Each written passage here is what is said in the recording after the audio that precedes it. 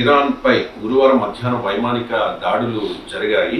సరిగ్గా ఐతుల్లా Ali Khamenei అంత్యక్రియలు జరుగుతున్న సమయంలోనే ఈ దాడులు జరిగాయి. తమకు సంబంధం లేదు ఈ దాడులతో అని చెప్పి అమెరికా ప్రకటించింది సార్. ఈ అటాక్స్తో మాకు సంబంధం లేదు అని చెప్పి ఇజ్రాయెల్ కూడా ప్రకటించిన పరిస్థితి. ప్రతిగా బహ్రెయిన్, జోర్డాన్, కువైట్, ఖతార్పై ప్రతీకార దాడులు దిగింది ఇరాన్. సార్, అమెరికా ఇజ్రాయెల్ చేయకపోతే ఎవరు చేసినట్టు? అంటే రకరకాల వార్తలు వస్తున్నాయి. ఒకటి, అమెరికా ఇజ్రాయెల్ ప్రకటించాయి మేము చేయలేదు అని. మేము థర్స్డే రోజే ఆపేశాము, మేము ఆపేసిన తర్వాత ఈ దాడులు జరిగాయి అన్నది వారి వాదన.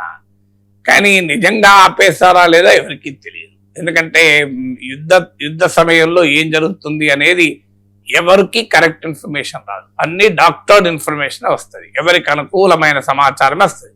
నేను చాలాసార్లు చెప్పాను, వారు జరుగుతున్నప్పుడు ఇన్ఫర్మేషన్ వారు కూడా జరుగుతుంది. అందువల్ల మనం ఖచ్చితంగా వారి మాటనే వేదంగా తీసుకోలేము. అమెరికా చెప్పింది మేము చేయలేదు కదా, ఇజ్రాయెల్ చెప్పింది మేము చేయలేదని, వాళ్ళు చేయలేదని చెప్తున్నారు గనక దాన్నే బైబిల్గా మనం స్వీకరించలేము. ఎందుకంటే it cannot be A biblical statement. ఎందుకంటే గ్యారంటీ ఉండదు యుద్ధంలో.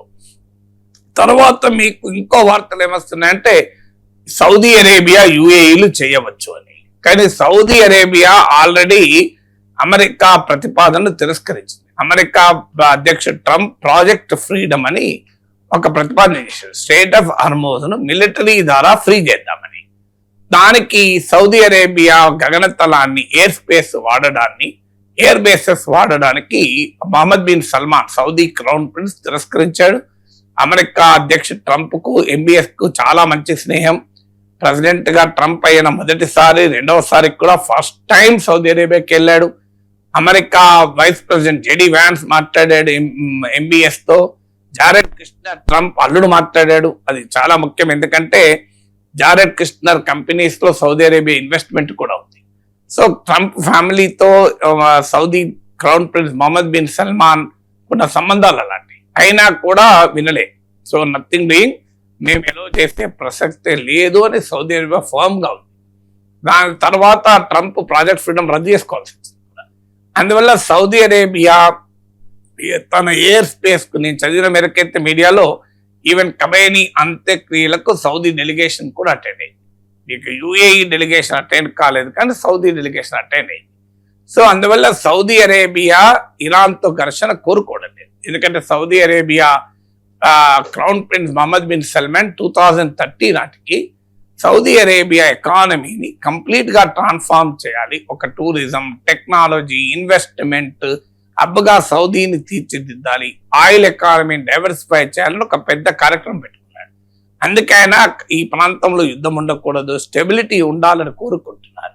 కానీ అమెరికాకు సౌదీని మించిన నమ్మిన బంటూ యునైటెడ్ అరబ్ ఎమిరేట్స్.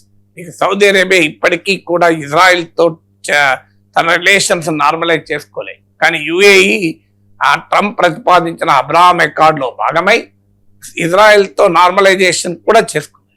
ఇక అందుకే సౌదీ చేరలేదు ఇప్పటివరకు అబ్రహాం అకార్డు, యుఏఈ చేరింది. సో అందువల్ల యుఏఈ దాడులు చేసి ఉండవచ్చని కూడా వార్తలు వస్తున్నాయి. ఎందుకంటే ఇరాన్ కూడా ఈ దాడుల్లో యుఏఈ పైన అటాక్ చేసింది కూడా. మరి యునైటెడ్ అరబ్ ఎమిరేట్ దాడులు చేసినా అది అమెరికా చేసినట్టే కదా, అందులో డౌట్ ఏముంది.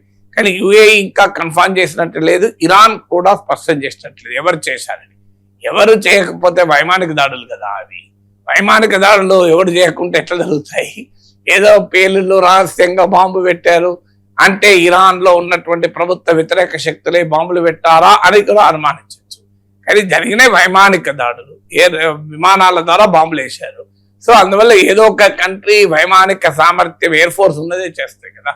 అందువల్ల తెలవాలి మనకు ఎవరు చేశారు. అయితే ఒకటి మాత్రం నిజం, అమెరికా తన చేతికి బురద అంటకుండా ఈ వెస్ట్ ఏషియా ఆపరేషన్ చేయాలని అమెరికా కోరుకుంటుంది. ఇప్పుడే కాదు, డే 1 నుంచి ట్రంప్ ప్రయత్నం అది. ముందు నాటో దేశాలను కలిసి రమ్మన్నారు, వాళ్ళు కలిసి రాలేదు. గల్ఫ్ నేషన్స్ కలిసి రమ్మన్నారు, వారు కలిసి వస్తలేరు. సో ట్రంప్ ఏంటంటే తాను రోజుకు పాపులారిటీ రేటింగ్ పడిపోతున్నాయి. యుద్ధ వ్యతిరేక భావజాలం అమెరికాలో పెరుగుతోంది, యాంటీ వార్ సెంటిమెంట్, దీని నుంచి బయటపడాలని కోరుతున్నాడు. కానీ బయటపడే మార్గం కనబడతలేదు. అందువల్ల దానికి ఇజ్రాయెల్ అటాక్ చేసినా అది అమెరికా అటాక్ చేసినట్టే ఉంటుంది. అందువల్ల తోటి ముస్లిం దేశమే అటాక్ చేస్తే తన చేతికి బురదంటకుండా కాగలగార్యం గంధర్వులు చేసినట్టు ఇక్కడ కాగలగార్యం యుఏఈ చేస్తే తనకేం సంబంధం అని అనుకోవాలన్నది ఆ ట్రంప్ లక్ష్యం. అందువల్ల ట్రంప్ ఎప్పటి నుంచో కోరుతున్నాడు గల్ఫ్ ఇతర సౌదీ అరేబియా, యుఏఈ లాంటి దేశాలు, ఖతార్ లాంటి దేశాలు యుద్ధంలో భాగం కావాలని. బహుశా మరి అమెరికా ఒత్తిడి మేరకే యుఏఈ దాడులు చేసిందో తెలియదు. బట్ ఇప్పటికైతే స్పష్టత లేదు ఎవరు చేశారన్నది.